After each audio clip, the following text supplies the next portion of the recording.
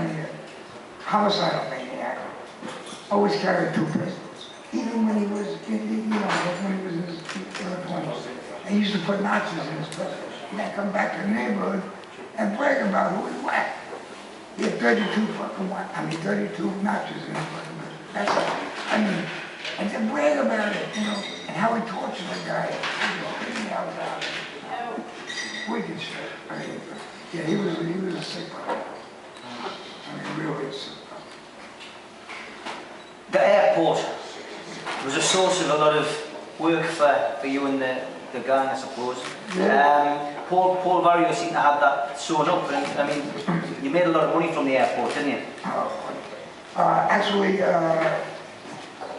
Johnny Dio, who was another cat, in the mafia, each family got 3 or 4 or 5 captains in the entire mafia. And Johnny Dio was the captain. He's the guy that he threw acid in Bazzelli's, some news reporter. Anyway, he threw acid in the guy's eyes, and he blinded this, and he went to prison. I was in prison with him for quite a few years. And it was his airport, but it was our family, it was the Lucchese family that had the airport. That belonged to us. No one could do anything, hijack anything or get anything out of the airport. Or they had to, sit down and forward. The airport was our ATM machine. Make a whole lot of money out of the airport. The first big score was Air France in 67. I was going to ask you about that. Obviously, you and Tommy pulled that off, didn't you? And how much did you get? 420,000 cash in 1967, which was a few dollars. And we only had to whack it up 5 ways. I mean, was it an inside job? Did somebody give you the info? How did it work?